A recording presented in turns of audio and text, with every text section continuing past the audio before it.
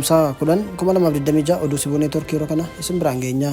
Guyyaa harmootii ilaalchisee ibsa damee dubartootaa fi daa'imman abaaworraa kenname.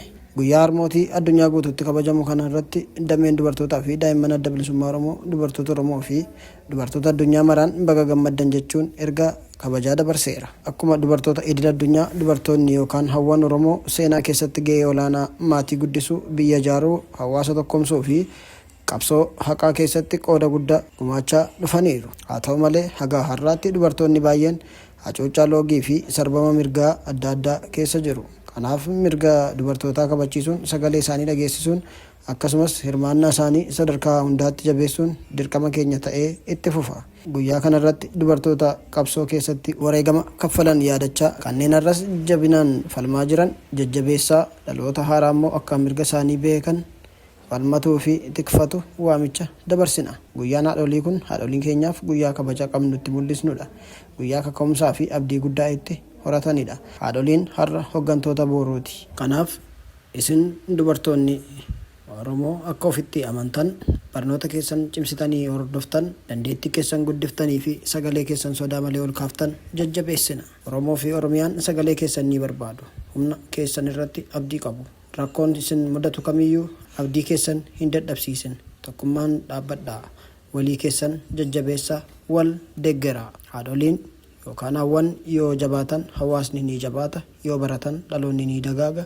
Addi bilisummaa Oromoo dubartoonni mirga isaanii beekuu, kabajuu fi mirga isaanii tikfachuuf akka falmatan jajjabeessuu irratti hojjechuu itti fufa. Kanaaf hawwan Oromoo boruu osoo hin eegin har'a irraa eegalaa, of ijaaraa, ofirratti amanaa, fuulduratti tarkaanfadhaa. Dameen dhimma dubartootaa fi daa'immanii ABO, mootummaa fi qaamoleen hawaasaa hundi mirga dubartootaa eegsisuu, loogii saalaa dhabamsiisuu fi carraa walqixxummaa mirkaneessuu irratti hojii akka cimsan waamicha dhiyeessa. Dhumarratti dubartootni akka humna jijjiiramaa ta'an beekanii nagaa, haqaa fi diimokiraasii ijaaruu keessatti gahee isaanii akka cimsan abdii keenya ibsina. Baga guyyaa harmoolii yookaan hawwanii geessan. Damee dhimma dubartootaa fi daa'imman adda bilisummaa Oromoo biyya alaarraa.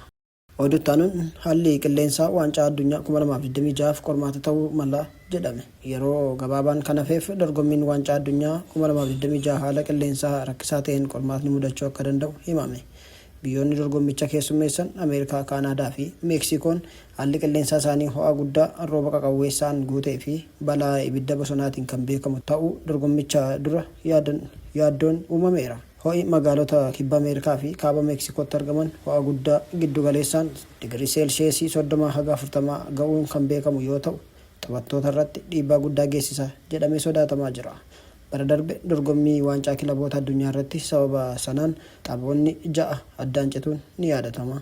Magaalota akka Miyaamii, Hiwustaanii fi Atlaantaa keessatti bokkaan qaqawweessaan makate roobuu tapha addaan kutuu danda'a jedhame. Isteediyeemii taphni itti geggeeffamu irraa kiiloomeetira 16 keessatti bakakkaan yoo bu'e, bakakkaan sun erga bu'ee boodas akka hojii maataa Ameerikaatti taphni daqiiqaa 30 addaan cituu danda'a jedhameera. Balaa ibidda bosonaatiin faalamni qilleensaa uumamus qormaata biraa yoo ta'u, ammumarraa eegalee bakka tokkotti uumamuu jalqabeeraa jedhame. Kana dura Kanaadaa keessatti balaa kanaan aarri ibiddichaa kiiloomeetira kumoota waan deemeef taphni haqamuun ni yaadatama.